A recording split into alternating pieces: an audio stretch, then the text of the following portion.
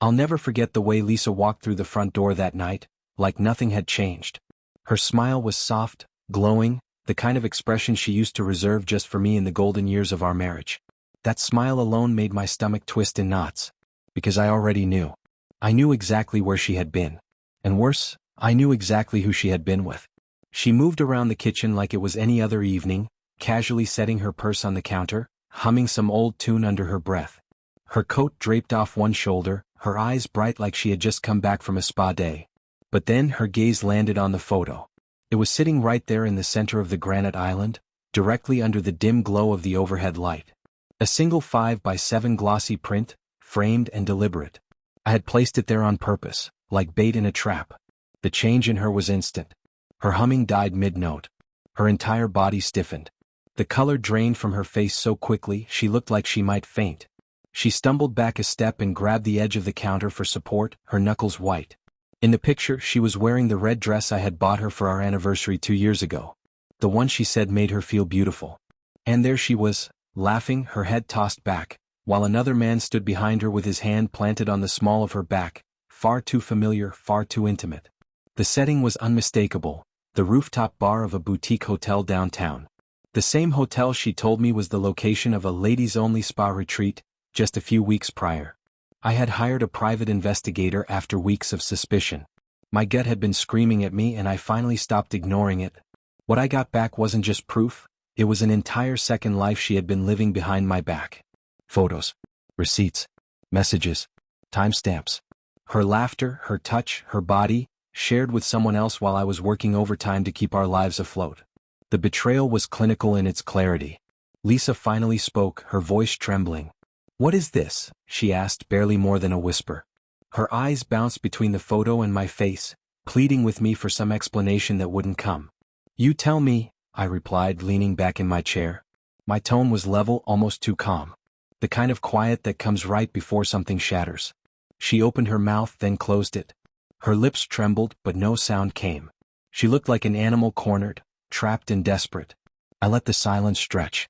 "How long?" I asked, cutting through the still air like a blade. "Ethan," she whispered, already cracking. "How long?" I repeated, each word sharp as glass. She broke then, the lies crumbling in her throat. 6 months, she admitted, eyes brimming with tears. Half a year. Half a year of sneaking around. Of stolen kisses and secret nights. Of lies told to my face as I kissed her goodnight, completely unaware of the double life she had so seamlessly crafted. I stood up and walked over to the island, picking up the photo. I handed it to her. Forced her to really look at it. "Him," I said, my voice cold. "What's his name?" She hesitated, blinking back tears. "Mark," she said. I nodded slowly, letting the name roll over me like a wave of acid. "Mark. The man you've been meeting in hotels while pretending to go to book club. Mark. The one you've been giving yourself to while I was busting my ass to pay for this house, for your car, for your whole damn life. That Mark." She broke down, the sobs taking over. She dropped to her knees, hands covering her face as she begged for forgiveness. "Ethan, I'm so sorry," she cried. "I never meant for it to happen. It was a mistake." I laughed, sharp, bitter. The kind of laugh that has nothing to do with humor and everything to do with disbelief. "A mistake," I said. "Forgetting to buy eggs is a mistake. Sleeping with another man for 6 months isn't a mistake, Lisa. That's a decision. A pattern. A choice you made, again and again." She reached out to touch me, her eyes wide and desperate. "I can't lose you. I'll end it. I'll do anything. I still love you." "You don't betray someone you love," I shot back. "You don't lie to their face, crawl into their bed, pretend everything is okay while you're giving yourself to someone else." I couldn't look at her anymore.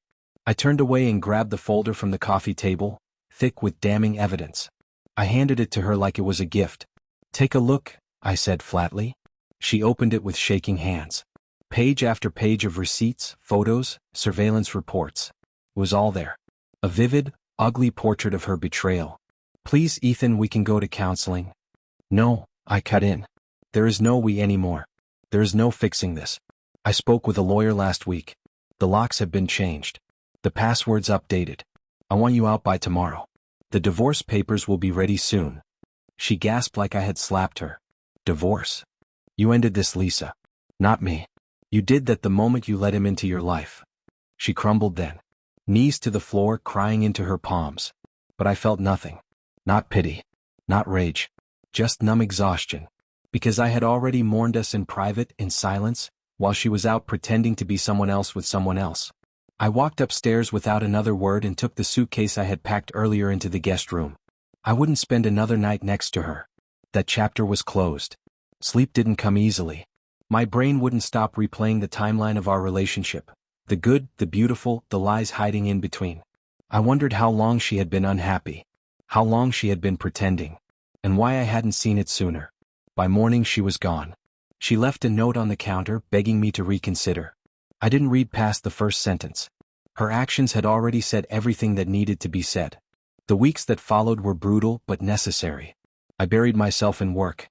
I picked up the phone and reconnected with friends I had forgotten while trying to hold our marriage together. I started therapy.